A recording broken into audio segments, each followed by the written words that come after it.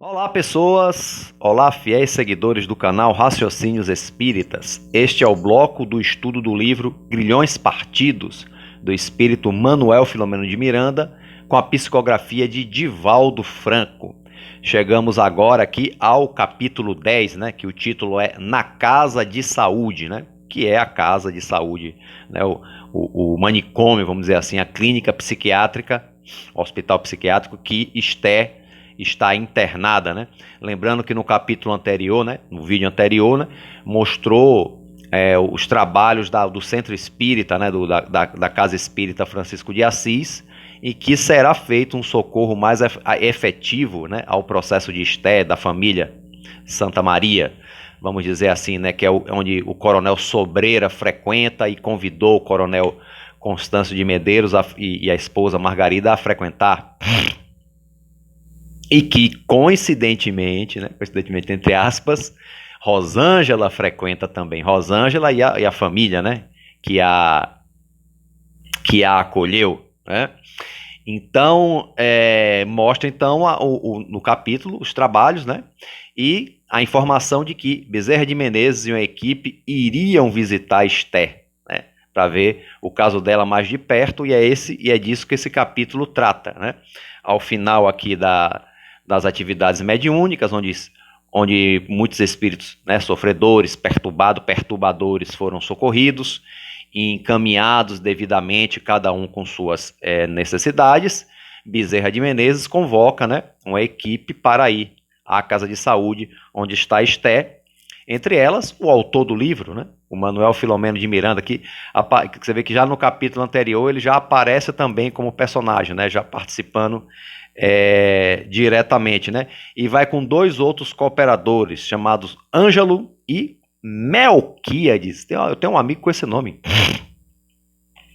Nome bonitinho, né? Melquíades.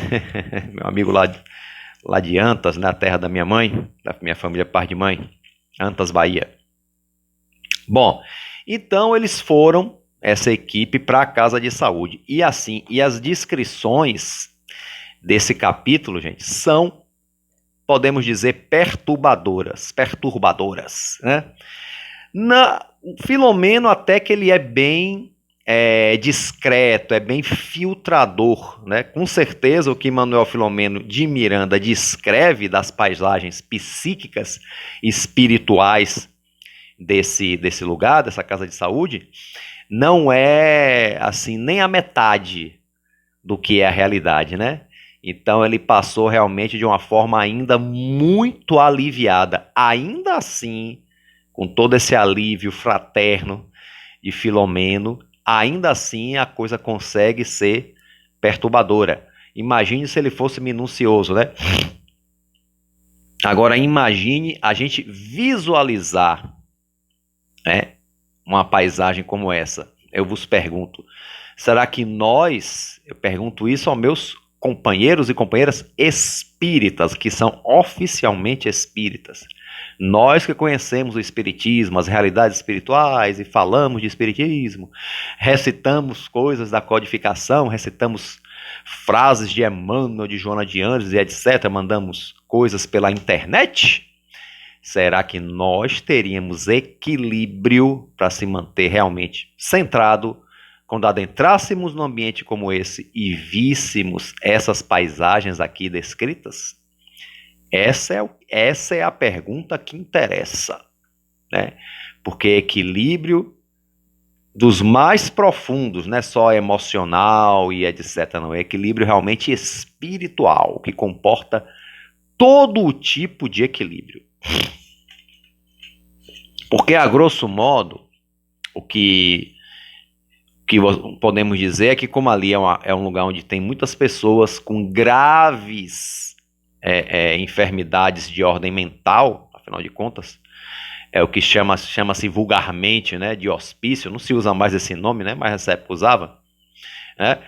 E imagine, né, o tanto de imantação, de desequilíbrio do plano espiritual, né? Se do lado de cá a paisagem já não é muito agradável, imagine, né, um lugar cheio de pessoas loucas, vamos dizer assim, né, em desequilíbrio mental, Imagine as paisagens psíquicas do plano espiritual atrelado a isso aí, né? Os espíritos doentes atrelados aos encarnados doentes, os espíritos enlouquecidos atrelados aos encarnados enlouquecidos, esquizofrênicos e com todo tipo de enfermidade mental que se possa imaginar, né? E dentre elas, né, a obsessão espiritual que não é reconhecida, né, oficialmente pela medicina, pela psiquiatria, mas nem por isso deixa de estar presente nesses ambientes. Aliás, é muito presente esse processo, né? E estamos vendo desde o início do livro, com o caso de Esther,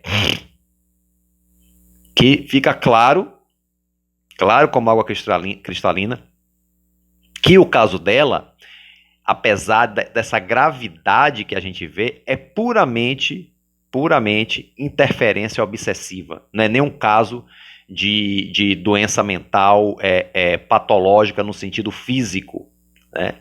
Porque tem muitos casos que o são, como eu já debati aqui com vocês, né? Mas no caso de Esther nem é. Claro que com o tempo de um processo obsessivo que a pessoa sofre, a pessoa realmente acaba destrambelhando, né, os centros cerebrais e ficando realmente patologicamente louco, né? Pode acabar. Por isso o socorro de Esther tem que ser imediato, porque ela já está em processo de desajuste mental, né, fora o processo obsessivo. Então isso aí já é um problema muito sério, vamos dizer assim. Então a equipe, né, de Dr. Bezerra, Ângelo Melquíades e o autor do livro, Filomeno de Miranda, adentram o ambiente e ele vai descrevendo as paisagens, né? Ele falou assim: não pude soptar o choque e a curiosidade face à multidão que se agitava naquele freconômio. Quer dizer, ele viu uma... freconômio? Frenocômio, fala direito, homem, pelo amor de Deus. A multidão. O que existia dentro desse frenocômio, que é o mesmo que manicômio, era uma multidão dos mais variados matizes de espírito em perturbação, né? Então ele desencarnado às centenas, né, com faces muito variadas, né? Então você tem espíritos vingadores, como o de Esther, vingadores ali naquele processo obsessivo, espíritos viciados que simplesmente estavam ali, né, pelo vício de uns miasmas ruins que o ambiente produzia, espíritos vampirizadores que vampirizavam o fluido vital das suas vítimas, né? Espíritos realmente levianos, espíritos maus que gostam de incitar o mal, que gostam de perturbar por prazer, né? Às vezes não tem nem nenhuma vingança contra ninguém, mas gosta de fazer por prazer. Então todo tipo de, vamos botar, de gente ruim, desencarnado, estava ali dentro. Imagine, né? Imagine um lugar cheio de gente ruim, é o caso aqui, só que tudo desencarnados, com mais plena liberdade de ação. Que o desencarnado tem mais liberdade de ação do que o encarnado, né? Não tem um corpo para atrapalhar, né? E por aí vai. E aí, tanto Filomeno diz assim: um pandemônio ensurdecedor e aparvalhante sucediam em cenas que variavam da bestialidade mais vil à impiedade mais selvagemente elaborada. Olha que coisa. Um pandemônio ensurdecedor e aparvalhante sucedia-se em cenas que variavam da bestialidade mais vil e à impiedade mais selvagemente elaborada, né? Em cujos cenários muitos encarnados sofriam indefiníveis vilipêndios e atentados. Então o processo obsessivo aí era demasiado cruel nesse ambiente. Então não é só a nossa querida personagem Esther, né, que está passando por tudo isso nesse local, e tudo indica que tem casos piores do que o dela aqui, né? Então você vê a maldade, gente, do nosso coração, do coração humano. Por que são os espíritos? Somos igual a nós, são seres humanos igual a nós. Quando a maldade, né, do nosso coração está a pino mesmo, né, está no ápice, muita crueldade, muita coisa é realizada, né? E coisas que terão que ser reparadas com muito sofrimento posteriormente, né? E nós já temos essa consciência, por isso que a gente tem que sempre estar refletindo e tendo cuidado com as nossas atitudes, o que não é sempre fácil, porque seguirmos os nossos impulsos e nosso jeito de ser, né, normal, é muito mais fácil do que se educar. Isso eu sei e falo por experiência própria, né? Bom, ele aqui completa: dava-nos a impressão de que nenhuma compaixão ou sentimento de humanidade ali encontrava guarita. Os espetáculos da hediondez, né, de coisas hediondas, né, hediondez espiritual, superavam tudo o que a imaginação humana pode conceber. Ou seja, o que acontece ali, gente, nós aqui, ó, encarnados, não podemos nem conceber na nossa imaginação. Então não tente nem montar imagens, porque acontece coisas aqui que nem a nossa imaginação pode prever. Gente, o que será isso? Para você ver, né? Ali se encontravam alguns campeões da insensatez, da perversidade, dos ases da mentira, da traição, dos hábeis dissimuladores, né? Não obstante a ausência de roupagens orgânicas, experimentavam as paixões mais assoladas que os governavam em desmandos inimagináveis. Quer dizer, são coisas que a gente não pode nem imaginar nesse momento que a gente está encarnado, né? Então vamos lá. Então é uma leitura perturbadora, mas com certeza o Manuel Filomeno de Miranda aliviou muito, né? Então, Dr. Bezerra fala para eles, né, para Filomeno e para os outros dois, né, Ângelo e Melquíades, que mantenham o equilíbrio emocional, que eles não se envolvam, que é natural. Você vê que Filomeno ficou impactado com aquilo ali, né? Balançou. E Dr. Bezerra fez, não, mantenham o equilíbrio, mantenham-se em oração, né? Mantenham-se conectados com a esfera superior e não se deixem envolver por essa energia. Eles encontram até uma equipe de trabalho lá de socorristas que cumprimentam eles discretamente, né? Eles mantêm a circunspecção, né? Ficam, né, pelo trabalho que eles estão fazendo no ambiente, né? E eles estão ali, quer dizer, o socorro divino não falta, mesmo nesse ambiente. Olha só, a equipe de Dr. Bezerra foi e tinha outra equipe lá, já em atividade lá, né? Fazendo aquilo que pode, aquilo que o merecimento de cada um possibilita. Então eles vão para o quarto de Esté, gente, que na verdade Filomeno fala que é uma verdadeira cela, né? Uma verdadeira cela infecta.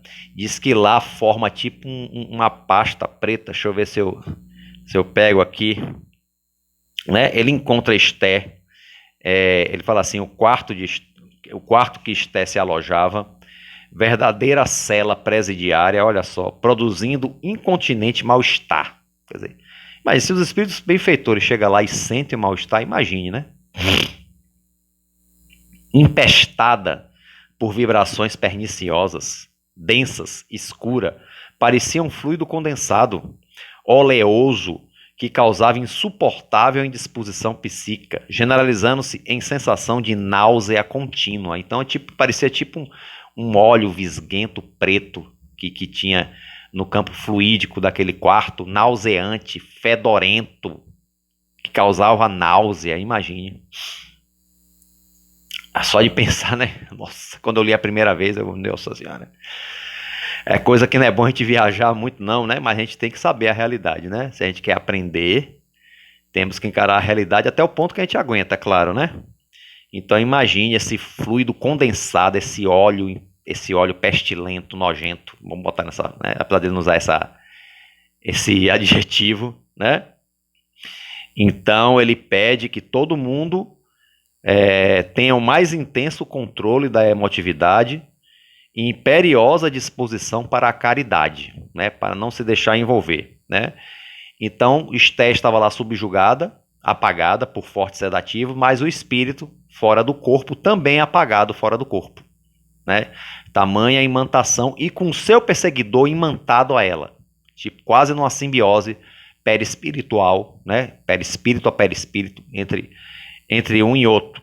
E ele vigiava ferozmente o algoz, né? E nesse quarto não tinha só Esté, tinha 3 outros cáteres, né? 3 outras camas, com 2 jovens e uma senhora, né? E que elas, vamos dizer assim, que infestava o apartamento ali, aquele ambiente, odores insuportáveis, né? Como ele falou, coisa nauseante, né? Que se encontravam duas jovens e uma senhora de meia idade, né? E interessante notar, gente, que ele ainda menciona que tem espíritos que estão ali simplesmente respirando aquele ambiente, não estão assim obsediando ninguém especificamente, mas estão ali imantados as paredes do quarto, por exemplo, só absorvendo esses miasmas pestilentos, esse, entre aspas, óleo preto, vamos dizer assim, como esse óleo escuro, né? Como Manuel Filomeno de Miranda, né? Esse miasma, esse fluido pestilento, eles ali são ali só absorvendo aquilo, né? Alguns até em hibernação, parece que estão dormindo só.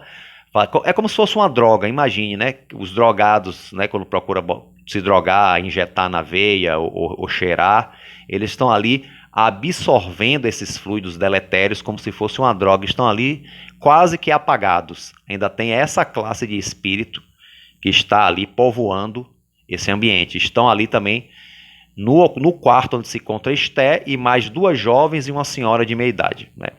E aí cada um vai dar um socorro, né? Para o Ângelo e o Melquíades, cada um vai para uma jovem e Dr. Bezerra manda Filomeno ir socorrer a senhora de meia idade, que é interessante o caso dela.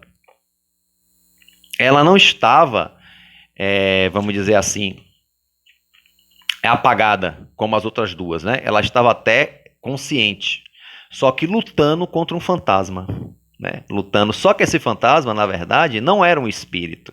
Era, na verdade, uma criação ideoplástica da mente dela. Olha a ideoplastia, gente, né? Olha aqui, ó. Quase todas se encontravam parcialmente fora do corpo. Esté e as duas jovens e outros pacientes, né? Inconscientes, exceção feita à dama perturbada, que é a Filomena vai socorrer, que altercava com um perseguidor imaginário, fruto de longo processo ideoplástico. Então, havia um perseguidor imaginário que ela criou, que ela materializou, nós já vimos isso, né? André Luiz já fala disso em Nosso Lar, né? Os seres que são plasmados, né, pela nossa mente, né? E ela tinha plasmado um perseguidor para ela, porque a consciência dela, que estava punindo, era uma autopunição, né? Autopunição. Então, o caso dessa senhora é bem interessante, porque ela tinha um diagnóstico de esquizofrenia, esquizofrenia incurável. E realmente, pelo que relata aqui, aparentemente era isso mesmo, né? E ela sofria esse processo alucinatório, e ela estava fisicamente, sabe, quase já desencarnando, né? Parecia quase um suicídio indireto, né? Pelo complexo de culpa dela, que foi que gerou a loucura lá. Aí vai ter que ver o passado, né? E aí, Dr. Bezerra, o que é que ele faz? Ele faz uma oração, né? Imagine, Dr. Bezerra, quando ele faz a oração, segundo a descrição de Filomeno, o peito dele fica como se fosse um sol, um pequeno sol, que começa a irradiar no ambiente. Agora, imagine, os espíritos que estão ali, a maioria toma um choque com essa luz, a maioria, ó, se picam. Imagine que doideira, né? Estão ali, tá? Quando chega, vem aquela luz espiritual, sai tudo correndo, né? Não deixa de ter um lado hilário, né? Vamos dizer assim, né? E poucos ficam, né? Não é a primeira vez que eu vejo esse tipo de relato, né? Que luzes de um espírito superior faz os outros correrem, né? Agora imagine a correria, né, gente? Nossa Senhora. Será que eu seria um dos que iam correr, né? Provavelmente já estive há pouco tempo atrás nessa situação, né? Com medo das luzes superiores, né? Mas vamos lá. Então, com um ambiente mais saneado, eles trabalham melhor. Então, Dr. Bezerra manda que Manuel Filomeno se faça visível para aquela senhora, ele se faz, quando ela o vê, ela pede socorro. Oh, meu nobre mensageiro, me ajude a me livrar desse perseguidor. Eu sei que eu sou criminosa, mas estou pagando há muito tempo, eu não aguento mais. Então ela pede. E aí, Filomeno, teleguiado por Dr. Bezerra, a faz dormir, né? Dá um passe nela, ampara, acolhe e a leva ao sono. E aí Dr. Bezerra faz uma operação magnética dela com passes longitudinais, né? fazendo o quê? Reequilibrando os seus centros cerebrais, né? Fazendo um reequilíbrio orgânico. Filomeno descreve, né, mais ou menos minuciosamente o processo. Sugiro que vocês leiam, porque se eu falar aqui, talvez eu não transmita muito corretamente, que é um processo sofisticado, né, de magnetização, mas falando assim, a grosso modo, ele consegue, através desse processo de magnetização, de passe longitudinal, que é o nome que dá aqui, né, reequilibrar o centro cerebral dela e orgânico, e realmente consegue tirar os fluidos deletérios e consegue reequilibra o organismo dela. Até o sistema digestivo é reequilibrado naquele momento. Ele até informa que, né, que no dia seguinte ela vai apresentar uma melhora significativa que vai chamar a atenção, né? E com isso aí, ele conta a história dela, que na encarnação passada ela era a esposa de um senhor, dono de terras, mas que ela era uma pessoa irracível, uma pessoa muito difícil, autoritária, briguenta, né?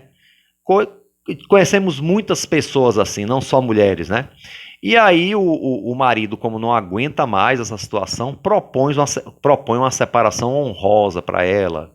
Só queria não mais estar com ela, mas não abandoná-la, dar condições materiais, essa coisa, uma separação honrosa, é o que Filomeno descreve aqui. E ela parte para o rancor, acha que ela está sendo substituída, acha que ele está ficando com a serva. E aí dá um jeito de envenenar o marido e depois de envenenar a serva, né? Eu estou aqui resumindo, e fica por isso mesmo, ninguém nem desconfia dela, ela vive ricamente, felizmente no mundo, poderosa, como diz, né? Só que quando vai chegando no final da vida, que os laços físicos vão afrouxando, a consciência começou a pesar. E aí quando ela chegou no plano espiritual, a consciência pesou mais ainda e a serva desencarnada começou a persegui-la no plano espiritual. O marido não, que era um espírito já amadurecido, a perdoou. E ela começa a sofrer esse processo obsessivo, depois reencarna com esses desajustes espirituais, né? Que, como explica Dr. Bezerra, gente, leiam que a explicação é muito boa, né?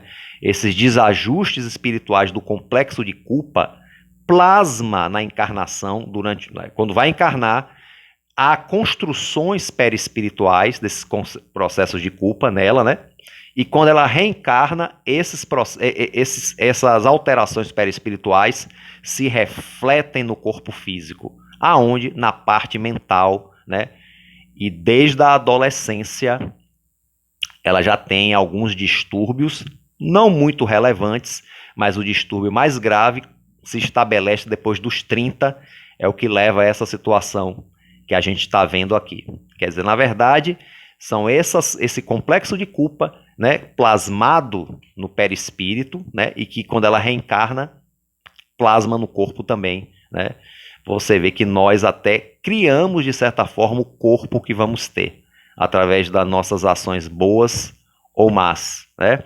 E ele fala aqui que, especificamente, para os diagnósticos do mundo que ela tem, é muito interessante, né? Que é chamada hebefrenia, que eu acho que a gente falou isso no início, né? Das patologias mentais. Hebefrenia, né? Que é uma doença mental que ocorre na puberdade, né? Durante a juventude, que é tipo uma demência precoce, né?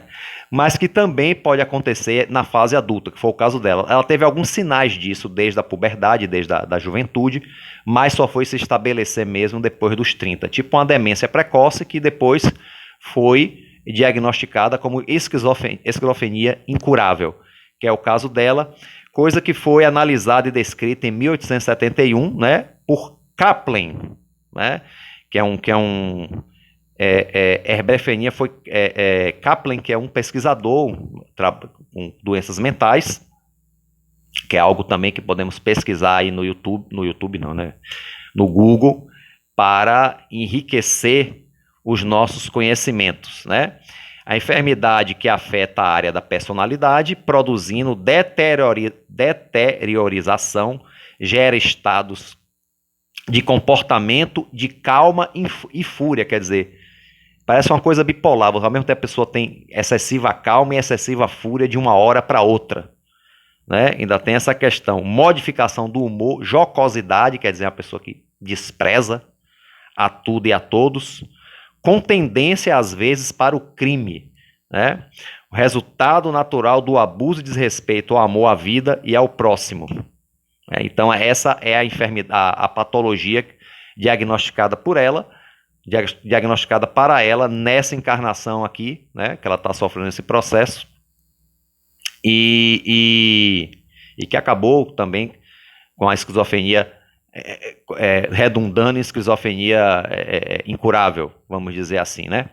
Então, de certa forma, é como Filomeno diz aqui, a psiquiatria ela vai em muito bom caminho, né?